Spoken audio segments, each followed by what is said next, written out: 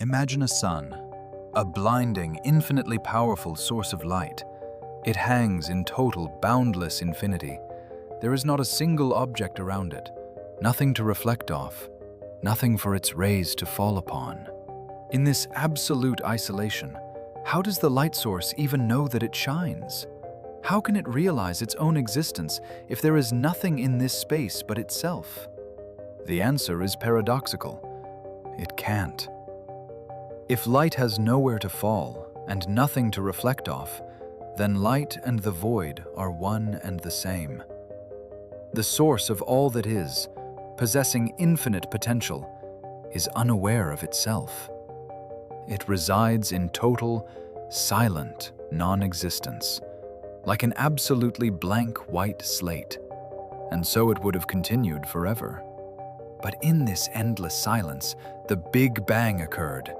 Only this was not the explosion of matter that physicists talk about. In the total void, a single vibration was born. The first sensation, the realization, I am. But how and why did it emerge from nothing? The essence is that infinity is a space of absolutely all possibilities. In this boundless, energetic ocean, every potential is hidden. And paradoxically, everything happens there. And so, in this void, the idea of form simply arose spontaneously. The illusion of one's own separation. That very concept of I was born.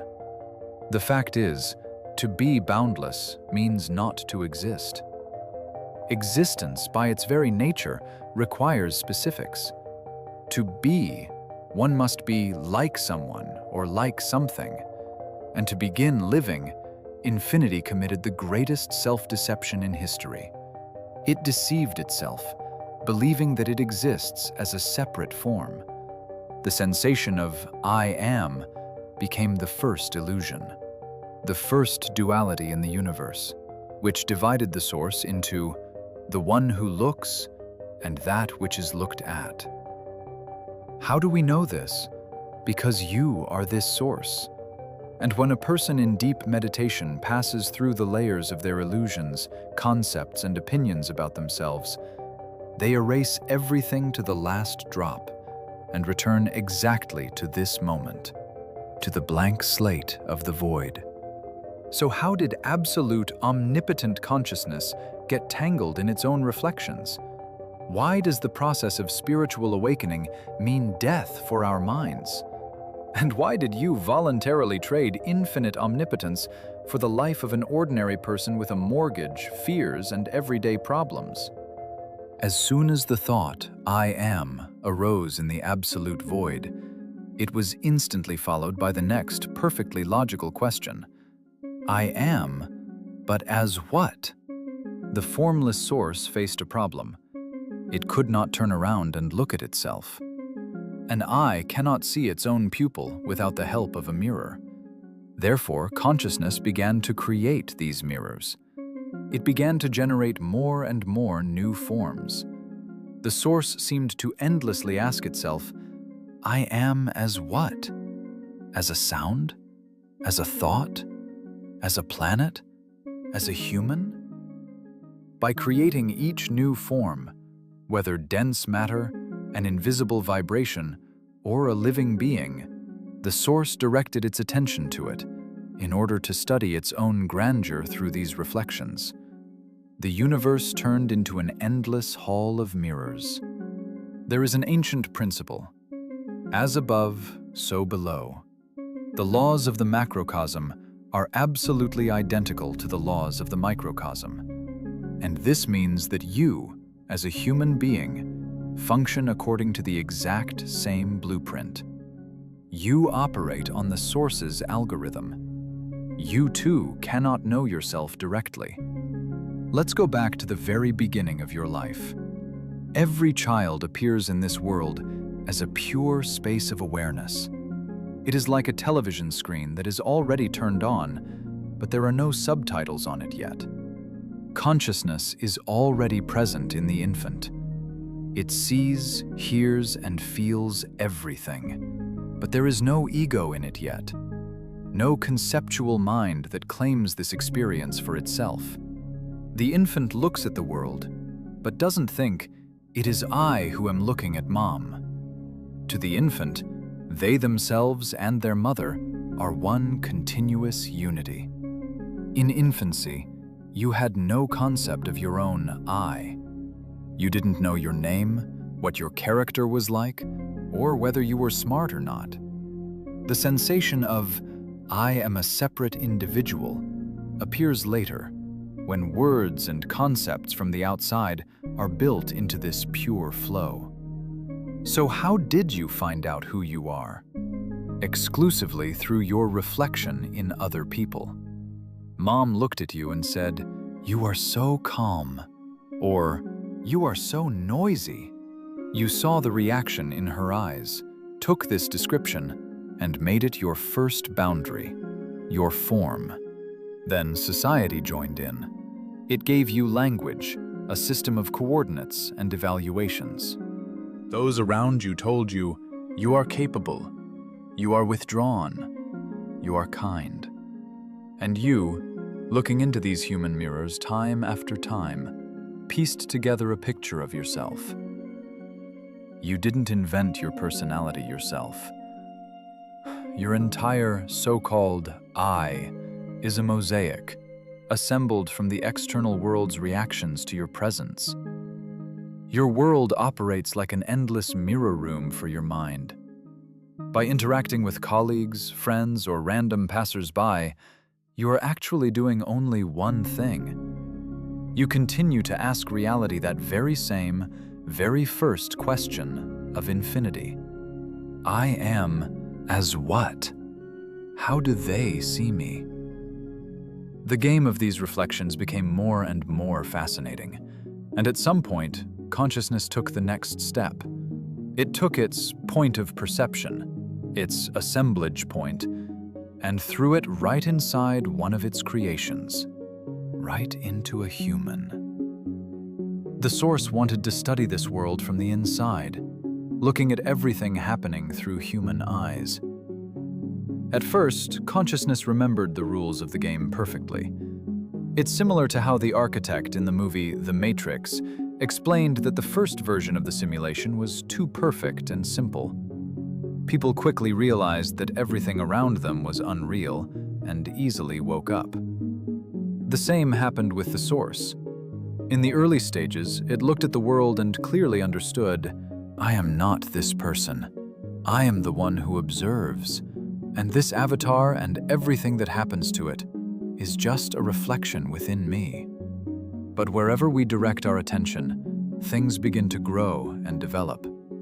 The longer the source looked into this human form, the more complex it became. The matrix grew more complicated. Dense thought streams, solid concepts, fears, social games, resentments, and beliefs emerged. And right here, the trap snapped shut. The idea, I am this specific person, became so loud, strong, and convincing that consciousness fell asleep in it. It got too caught up in the game. It believed the thoughts in the head and confused itself with its own reflection. We completely forgot that we are infinity. We agreed to be small, vulnerable creatures who need to survive, pay taxes, fight the world, and fear death. The greatest illusion we bought into is that life happens on the outside. It seems to us that reality unfolds right here, in the space between us and other people, between us and external events. We try to change the external world, but for the source, there are no external other people. Both you and all the people around you and all the events, absolutely all of this, happens within one infinite consciousness, within you. You are trying to fight the reflections in the mirror, forgetting that you are the mirror itself. And here it is important to make a small digression. Does the source really know itself only through the human avatar? Of course not. The source knows itself through absolutely everything. The human avatar is simply a very complex program with advanced intelligence, through which the source can ask questions and conceptualize. But a cat, a tree, a bird, they are also the source. Animals and plants reside in a state of pure being. They do not think the thought, "I am a cat." They simply are. Through them, the source lives a pure, non-conceptual experience of reality. And how does the creation of inanimate objects occur? And why are they needed? The secret is that matter, in the usual sense, does not exist. What we call an inanimate object, whether it's a stone, a planet, or a table, is just a form that consciousness has taken at a given moment. It is condensed energy, a decoration, the mirror itself. It is absolutely unnecessary for the source to look at the world from inside a stone with a human gaze. The stone is needed for something else, so that the source, looking out from the eyes of a human, for example, can touch this stone, feel its density, and thus understand the concept of hardness. Inanimate objects are not the dead weight of the universe. They are the canvas and paints with which consciousness draws its magnificent world. If everything around us is just an illusion and a mind game, then what is spiritual awakening? What does the exit from this matrix look like? Imagine that you are sitting in an absolutely dark, soundproof room. You have closed your eyes, relaxed, and immersed yourself in complete, total silence. You have even forgotten about the existence of your own body. Nothing is happening. And suddenly, in this boundless void, a radio turns on. A voice from the speaker begins to broadcast. "It's me. I am talking. I exist." You have been in the void and oblivion for so long that at some point you make a mistake. You decide that this radio is you. Exactly the same thing happened with your mind. In the endless silence of consciousness, a thought arose, and you got confused, deciding that the voice in your head is who you are. But the radio can only be heard because of you, the one listening to it. Awakening is not about gaining superpowers. It is the moment when you realize you are not the voice from the speaker. You are the silence thanks to which this voice can sound at all. But if it's so simple, why do we resist enlightenment so desperately? Why is awakening the worst thing that could happen to most people? Because for your personality, it is equivalent to death.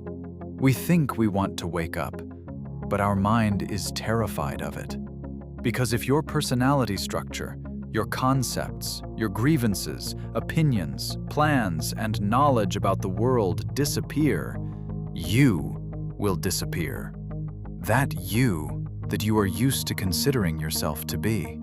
And to disappear means to die. For the ego, there is nothing more terrifying than realizing its own illusory nature.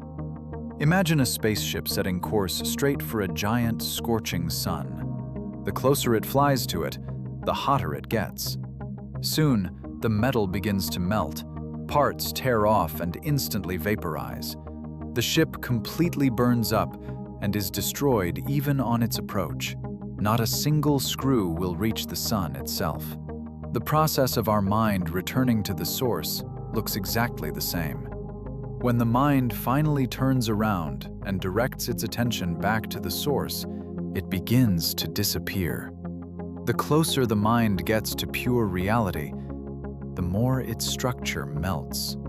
In this flight, everything burns. Concepts about who you are, your beliefs, social roles, memories, and knowledge of how the world works all burn away. Not a single human thought, not a single ego concept can survive the approach to the source. By the moment of full awakening, nothing remains of the personality. Only pure light remains. That is exactly why our mind so desperately resists enlightenment and constantly clings to its illusions, fears, internal conflicts, and everyday problems. It is simply trying to survive, protecting itself from vanishing.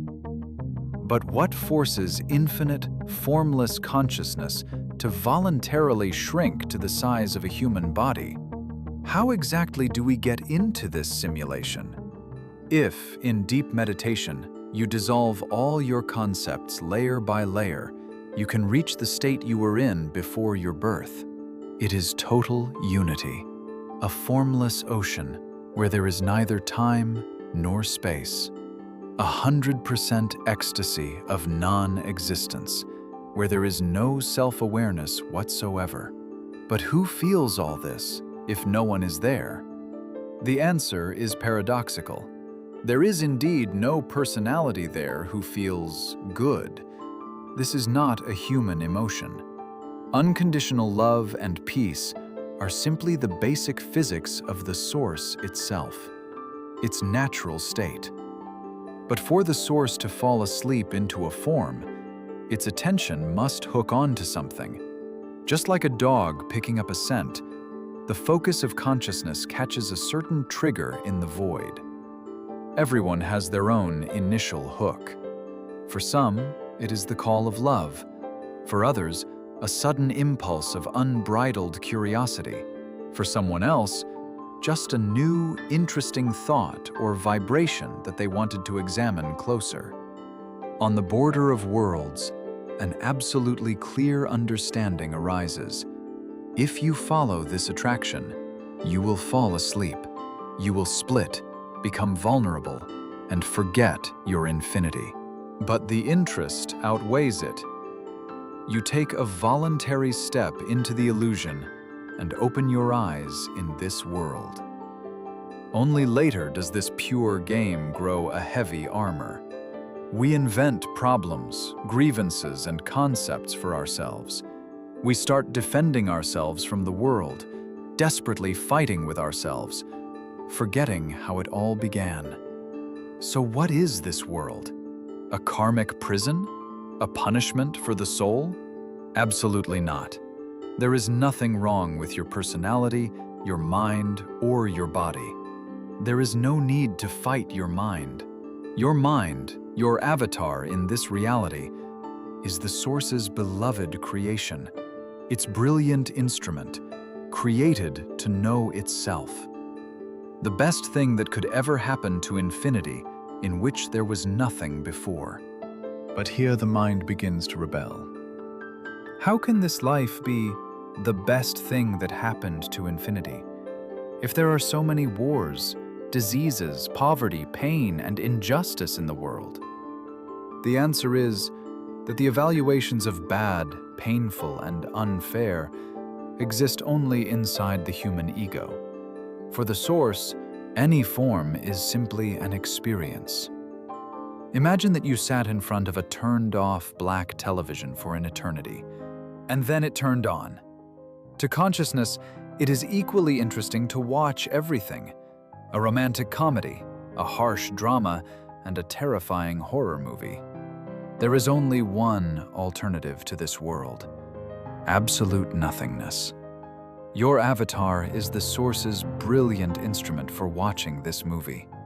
You don't need awakening to destroy yourself.